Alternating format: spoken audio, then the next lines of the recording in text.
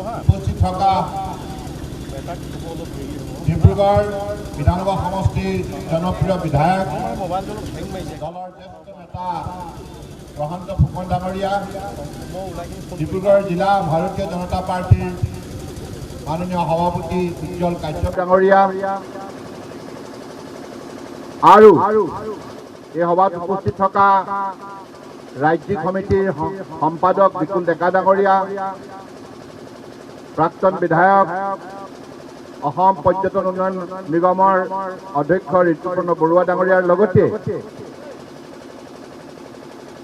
এই গোটেই তিৰংগা যাত্ৰা বাইক ৰেলীৰ প্ৰধান উদ্যোগ গ্ৰহণ কৰা ভাৰতীয় জনতা যুৱ মৰ্চাৰ জিলা সমিতিৰ সভাপতি বিদ্যুৎ গগৈ ডাঙৰীয়া আৰু আমাৰ পৌৰ নিগমৰ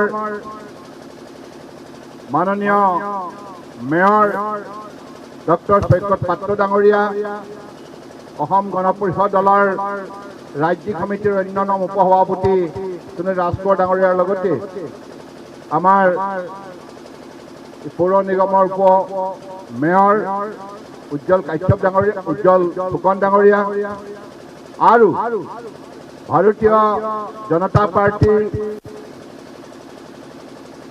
জিলা সমিতিৰ বিভিন্ন গোটৰ নিষ্ঠাৱান কাৰ্যকৰ্তা বন্ধুসকল, জয় জয়তে আজি এই তিৰংগা যাত্ৰাত অংশগ্ৰহণ কৰিবলৈ অহা আপোনালোক সকলোৰে প্ৰতি মই দলীয় সম্ভাষণ জ্ঞাপন কৰিছোঁ। আপোনালোকে জানে 15 আগষ্ট দিনটো প্ৰতিজন ভাৰতীয় নাগৰিকৰ বাবে অতি গুৰুত্বপূৰ্ণ দিন, কাৰণ স্বাধীনতা দিৱসৰ প্ৰতিটো মুহূৰ্তই আমাৰ ভাৰতীয় জনতাৰ বাবে, ভাৰতীয় নাগৰিকৰ বাবে অতি স্মৰণীয় দিন। আৰু এই দিনতে আমি সকলোৱে আমাৰ স্বাধীনতা সংগ্ৰামত প্ৰাণ বিসৰ্জন দিয়া, আত্মবলিদান দিয়া জাতিৰ পিতা মহাত্মা গান্ধী, নেতাজী সুভাষ চন্দ্ৰ বোস, চৰ্দাৰ বল্লভ ভাই পেটেল ডাঙৰীয়াৰ লগতে যিসকল মহান বীৰ বীৰংগনাই প্ৰাণ আহুতি দিলে, শ্বহীদ কুশল কোঁৱৰ, কনকলতা বৰুৱাই ইত্যাদি ইত্যাদিৰ লগতে বহু সংখ্যকে যেনেধৰণে মাতৃভূমিৰ স্বাৰ্থত স্বাধীনতাৰ প্ৰাপ্তিৰ বাবে আত্মবলিদান দিলে, সেইসকল মহান বীৰ বীৰংগনাক আজি আমি শ্ৰদ্ধাৰে সোঁৱৰিছোঁ, গভীৰ শ্ৰদ্ধাঞ্জলি জ্ঞাপন কৰিছোঁ।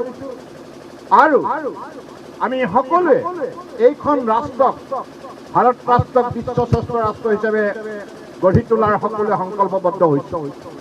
গতিকে এই ৰাষ্ট্ৰীয় পতাকাখনে প্ৰতিজন ভাৰতীয় নাগৰিকৰ মনত সেইটো চেতনা জগাই তোলে যে আমি এইখন দেশৰ নাগৰিক হিচাপে আমাৰ ৰাষ্ট্ৰভক্তি, ৰাষ্ট্ৰ সেৱা আমাৰ প্ৰধান দায়িত্ব আৰু কৰ্তব্য।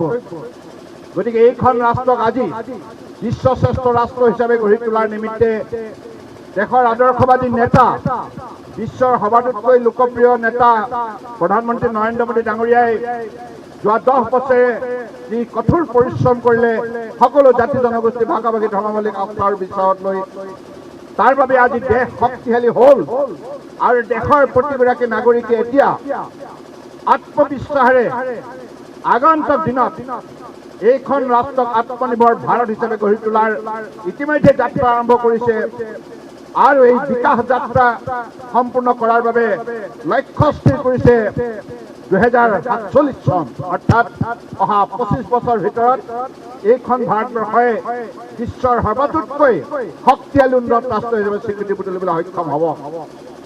আৰু আমি এই যাত্ৰাত আমাৰ পৰিপুৰুষে, আমাৰ যিসকল মহান মনীষীয়ে কঠোৰ পৰিশ্ৰমৰ যোগেদি জীৱনৰ সৰ্বস্ব ত্যাগ কৰিলে, তেখেতসকলৰ আদৰ্শৰে আমি ভাৰত ৰাষ্ট্ৰক বিশ্বৰ বুকুত মহান কৰি তুলিম আৰু সৰ্বশ্ৰেষ্ঠ কৰি তুলিম।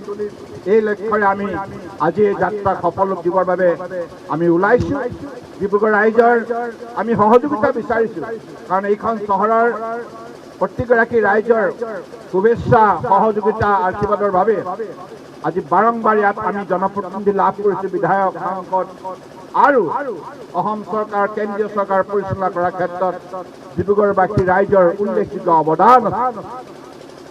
গতিকে আজিও আমি এই যাত্ৰা আগবঢ়াইছোঁ।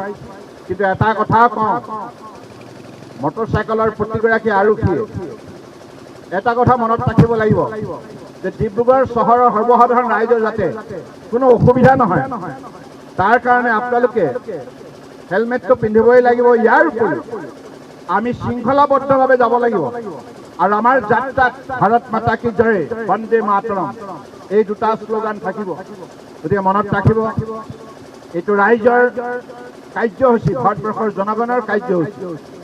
গতিকে সেই কথা মনত ৰাখি আমি শৃংখলাবদ্ধভাৱে এই যাত্ৰা সফল ৰূপ দিম আৰু আমাৰ ৰাষ্ট্ৰীয় পতাকা সদায় দিল্লীৰ আকাশত সগৌৰৱেৰে উৰি থাকিব আৰু বিশ্বৰ আমি শ্ৰেষ্ঠ ৰাষ্ট্ৰ হিচাপে নিজক গঢ়ি তোলাৰ বাবে আমাৰ বিকাশ যাত্ৰা অব্যাহত থাকিব। ধন্যবাদ। ভাৰত মাতা কি, ভাৰত মাতা কি, ভাৰত মাতা কি।